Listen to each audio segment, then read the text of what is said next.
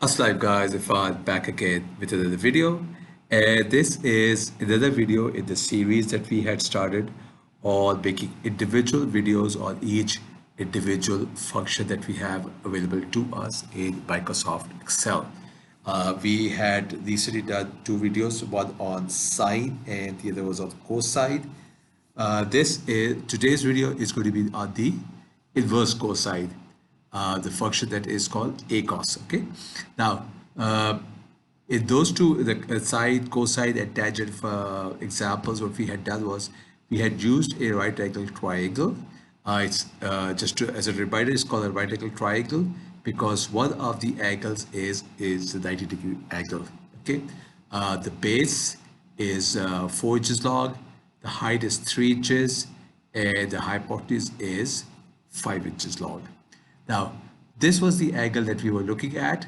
Now, just a reminder, in Excel, whenever you have such functions like cosine, inverse cosine, sine, inverse cosine, sine or tangent or inverse tangent, the angle is always in degree, in radians. Okay. Now, you can convert radians into degrees and back into radians, but when you are using these functions, the parameter that you give as an angle, that's always in radians. Okay, so if we remember from the cosine video, we had the way we had calculated the cosine of this angle was the cos function, and the brackets, the parameter we're going to pass is the angle in radians. Okay, so 0.6435. 0.6435, and that should give us I think close to 0.8. Okay, so that's what we got.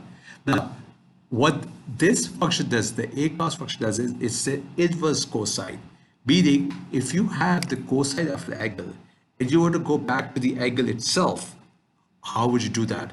So the way you do that is you do the ACOS of your whatever value you have as a cosine. Okay, and this would return back to you the angle in radians. Okay, and if I hit enter, it should give me 0.6435, which was the angle here.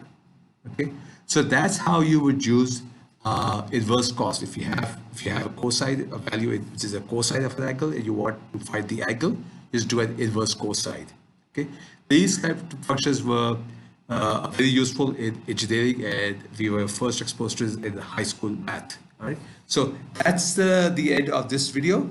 If you like this video, please kindly give it a thumbs up, and if you would like to see more videos like this, please subscribe, and also make sure that you hit the bell icon to get notifications when new videos are uploaded. Thank you.